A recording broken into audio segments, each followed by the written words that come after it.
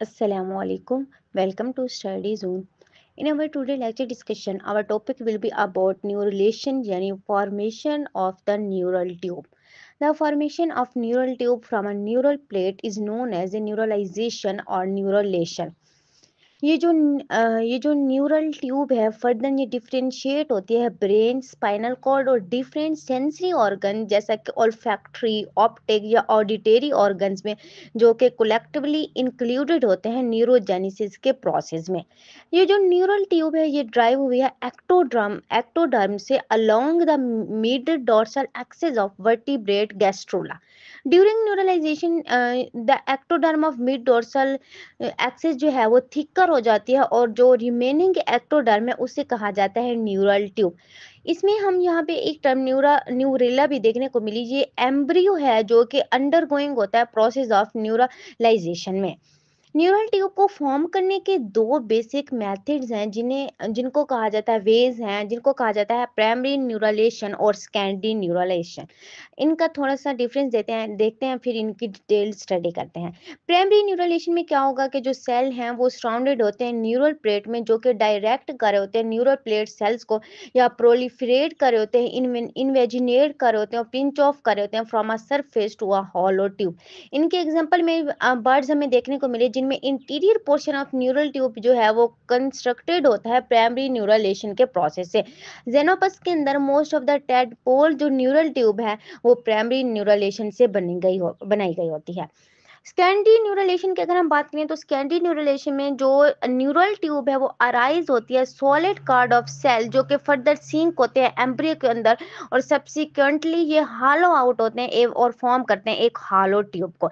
इनकी एग्जांपल में हमें न्यूरलेशन फिश में जो हमें देखने को मिली वो सेकेंडरी थी। बर्ड्स के अंदर जो न्यूरल ट्यूब है वो कैजुअल 27 सुमाइट पेयर में वो भी सेकेंडरी न्यूरलेशन के प्रोसेस से बनती है। जेनोपस में जो टेल न्यूरल ट्यूब है वो भी मेड होती है इसी सेकेंडरी न्यूरलेशन के प्रोसेस में और मैमल्स के अंदर जो सेकेंडरी न्यूरलेशन है वो बिगेन होती है at a level of sacral vertebrate of the tail. तो इस तरह से ये इनके दरमियान कुछ डिफरेंस था।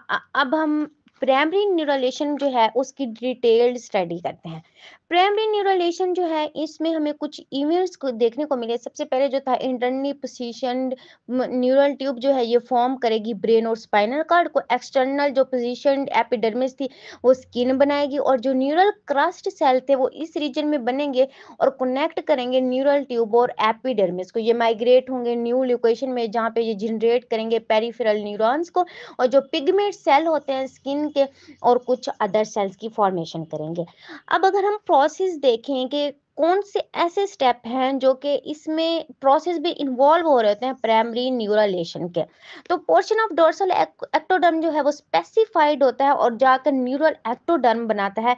ये फिर फर्दर रीजन ऑफ एम्ब्रियो जो है उसे न्यूरल प्लेट कहा जाता है। जब न्यूरल प्लेट की फॉर्मेशन हो जाती है तो इसके एज जो है वो थिकन हो जाते हैं और मूव करते हैं न्यूरल फोल्ड की तरफ जो कि फिर यू शेप न्यूरल ग्रोव की फॉर्म में सेंटर ऑफ प्लेट में अपीयर होते हैं और जो न्यूरल फोल्ड्स हैं वो माइग्रेट करते हैं मिड लाइन ऑफ एम्ब्रियो को और फ्यूज फ्यूज होकर फॉर्म करते हैं neural plate beneath the ectoderm. ये जो सेल हैं जो डोर्सल पोर्शन पर मौजूद हैं ये अब न्यूरल क्रस्ट सेल्स कहलाते हैं। इनकी स्टेजेस जो है सबसे पहला स्टेज जो है उसमें फॉर्मेशन या shaping and elevation of neural plate होगी, यानी जो शेप होगी न्यूरल प्लेट सेल की वो कॉल न्यूलर होगी due to a direction of surrounding tissues. इसके अलावा बेंडिंग या कन्वर्जेंस होगी न्यूरल प्लेट की। जो बेंडिंग होगी न्यूरल प्लेट के वो इन्वॉल्व होगी in the formation of a hinge regions. Bird और मैमल्स के में अगर हम बात करें तो इनके सेल्स में mid line of a neural plate जो होती है उसे कहा जाता है medial hinge point MHF cells. तो ये जो डोर्सल लेटरल हिंज पॉइंट्स हैं ये फिर एनकर्ड होंगे सरफेस ऑफ एक्टोडर्म में न्यूरल फोर्स के दरमियान और ये जो सेल्स हैं फिर इंक्रीज करेंगे अपनी हाइट को और ये वेज शेप्ड बन जाएंगे। जब इनिशियल प्रोसेस हो रहा होगा जब इनिशियल फ्रेइंग होगी न्यूरल प्लेट की तो ये जो प्लेट है वो बेंड करेंगे हिंज रीजन के अराउंड और ईच हिंज जो है वो एक्ट करेगा पाइवट के तौर पर जो कि डायरेक्ट करेगा rotation of cells around it. इनका जो फोर्थ पॉइंट होगा उसमें जो है वो क्लियर होगा न्यूरल ट्यूब का, कि न्यूरल ट्यूब जो है वो एक ही टाइम में अक्कर नहीं हो रही होती है एक्टोडर्म के थ्रू। तो न्यूरलाइजेशन जो है सिफेलिक रीजन में पहले होगी और फिर देन रीजन ऑफ एम्ब्रियो की तरफ जाएगी, फिर जो कि गैस्ट्रोलेशन का प्रोसेस जो स्टार्ट करेंगे। सिफेलिक एंड की बात करें तो जो इसमें सिफेलिक एंड में वॉल ऑफ ट्यूब है वो ब्रॉड और थिक होता है और सीरीज ऑफ स्वेलिंग या कंस्ट्रिक्शन जो है वो डिफाइन कर रही होती है वेरियस ब्रेन कंपार्टमेंट को। फिर अगर हम कैरियर टू हेड रीजन की बात करें तो जो इनमें न्यूरल ट्यूब है वो रिमेन रहती है एक सिंपल ट्यूब में, जो कि फिर टेपर्स ऑफ करती है टू वार्ड द टेल। और जो दो ओपन एंड होते हैं न्यूरल ट्यूब्स को, इनको कहा जाता है इंटीरियर न्यूरोपोर और the posterior neuropore. Neural tube defects भी हमें यहाँ पे कुछ देखने को मिलते हैं। जो पहला है वो है स्पाइना बाइफिडा, यानी डिफरेंट न्यूरल ट्यूब जो है डिफेक्ट हैं वो काज होते हैं various part of neural tube, जो कि फर्दर फेल हो जाते हैं, क्लोज होने के लिए फेल हो जाते हैं। और इसको फेलियर जो है वो क्लोज होती है human posterior neural tube regions में 27 रिजल्ट में, जिसे कंडीशन एक कंडीशन के थ्रू जिसे कहते हैं स्पाइना बाइफिडा। फिर यहाँ पे एक कंडीशन हमें एनेंसिफेली भी देखने को मिली, यानी failure to close the interior neural tube regions result in a lethal condition called anencephaly. फिर हमें यहाँ पे क्रेनियो क्रिश्चियंस भी हमें यहाँ पे फेलियर देखने को मिलेगी, जो फेलियर होती है इंटायर न्यूरल ट्यूब की, जिसमें जो इंटायर बॉडी होती है वो क्लोज ओवर हो जाती है। तो इस कंडीशन को हमें चिल्ड्रंस में मोस्टली देखने को मिलती है। मोर अबाउट 500 चिल्ड्रन जो हैं इस न्यूरल प्लेट डिफेक्ट में हमें देखने को मिले। तो ये था प्राइमरी न्यूरलेशन का प्रोसेस। नेक्स्ट हम सेकेंडरी न्यूरलाइजेशन या न्यूरलेशन का प्रोसेस देखते हैं। सेपरेशन ऑफ न्यूरल ट्यूब, सबसे पहले जो इसका स्टेप है उसमें सेपरेशन होगी न्यूरल ट्यूब की और उसकी रेगुलेशन होगी। यानी जो न्यूरल ट्यूब है अल्टीमेटली फॉर्म करेगी एक क्लोज सिलेंडर जो कि सेपरेट होगा एक्टोडर्म की सरफेस से। और ये जो सेपरेशन है ये अपीयर होगी by expression of different cell adhesion molecules में।